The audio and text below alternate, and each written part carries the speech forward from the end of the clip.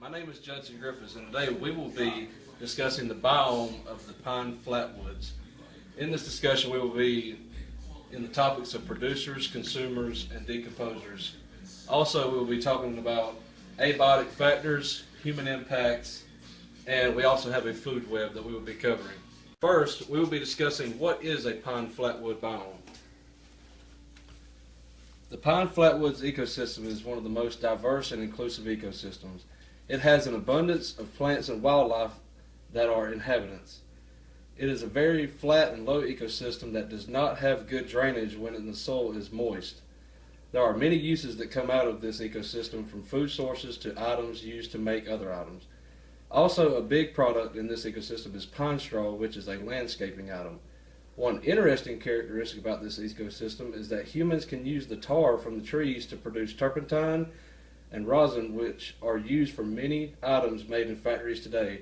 Rosin can be used for many things, including printing inks, soda, and sealing. Second, we will be discussing the producers in the pine flatwood biome.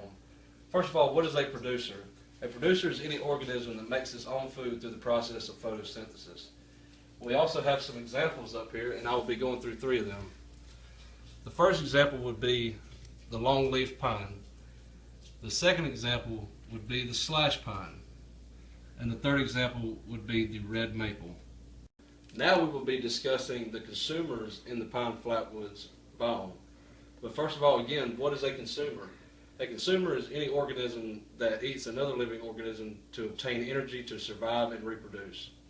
So now we're going to discuss some of the common examples that are in the consumer level of the pine flatwoods biome. First, we have what everybody knows is the gray squirrel, and also we have the cotton mouse, and then everybody knows the white-tailed deer. Now we will be discussing the decomposers in the pine flatwoods biome. And again, what is a decomposer? A decomposer is any organism that breaks down a dead or decaying organism in order to obtain energy or nutrients. Now let's look at some of the decomposers that are in the pine flatwoods biome. First, we have vultures, which they can also be classified as scavengers. And then we have the dung beetle. And then lastly, we have the oak fungus.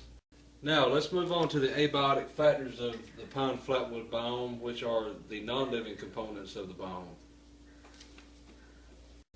Now, the abiotic factors of the pine flatwoods has a sandy soil, which is acidic due to acidic content of pine needles and limestone bedrock. Also, the porous nature of the sandy soil causes the nutrients to leak out, which results in poor soil quality. And if you look right here, there are some charts that include climate and seasonal variations. And in the climate, there is precipitation chart and their average temperatures in the seasonals. Now let's discuss the human impacts of the pine flatwoods biome. Some of the impacts can be good and some can be bad, and here are a few examples. The first example that we will be looking at is timber production. The second example would be land development. The third example would be road development. And this is a good thing for pine flatwoods, which is burning for clearing. Lastly, we will discuss the food web. In the top left corner, we have the sun, which is the ultimate energy source for the producers. And then below the producers, you have the primary consumers. And then above that, you have the secondary consumers. And then the third level consumers. And then above this will be the decomposers. And then the cycle starts back over again in this food web.